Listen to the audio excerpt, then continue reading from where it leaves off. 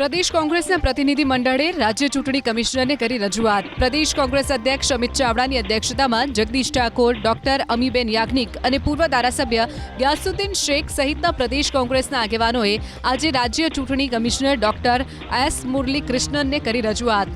કોંગ્રેસે આરોપ લગાવ્યો કે ભાજપ સ્થાનિક ચૂંટણી અધિકારી અને પોલીસનો દુરુપયોગ કરીને કોંગ્રેસના ઉમેદવારોને ધમકાવી રહ્યા છે।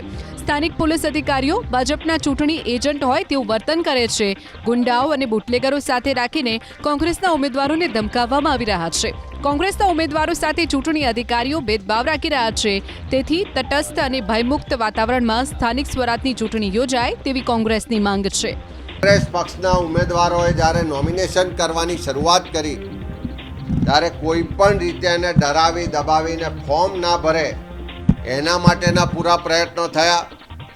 ઉમેદવારી ફોર્મ ભરવાની પ્રક્રિયા ચાલતી હતી। એ દરમિયાન જ સુરતની અમારી કોંગ્રેસની ઓફિસ હોય, અમદાવાદ કોંગ્રેસની ઓફિસ હોય કે પ્રદેશ સમિતિનું કાર્યાલય હોય કે અલગ અલગ જિલ્લાના કાર્યાલયો પર પોલીસ વિભાગના એસઓજી ને એલસીબીના પોલીસના અધિકારીઓ કોંગ્રેસ ઓફિસ જઈને ઉમેદવારોની યાદી મેળવવાનો પ્રયત્ન થયા।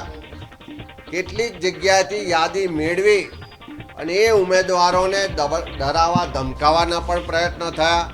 કોંગ્રેસના આ જ આરોપોને ભાજપ નેતા ગોરધન ઝડપિયાએ પાયાવિહોણા ગણાવ્યા। કોંગ્રેસ હાર ભાળી ગઈ હોવાથી બહાનાબાજી કરતા હોવાનો અને ભાજપે કોઈ પણ દબાણ ન કર્યું હોવાનો ગોરધન ઝડપિયાએ દાવો કર્યો।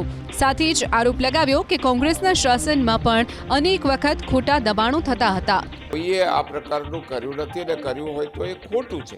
હું પોતે પણ ડેમોક્રેટિકલી માનું છું, પરંતુ ખોટા આરોપો કરવા એ વસ્તુ સ્વીકાર્ય નથી અને સ્વાભાવિકપણે અમારા કાર્યકર્તા કે અમારા કોઈ આગેવાન એવી કોઈએ પણ એવી દબાણ કર્યું નથી અને અમારે દબાણ કરવાની જરૂરત નથી, કારણ કે અત્યારથી જ બિનહરીફ ચૂંટાતા આવે છે, બિનહરીફ જાહેર થતા આવે છે। અમારે કોઈ એવા પ્રયોગો કરવાની જરૂર નથી।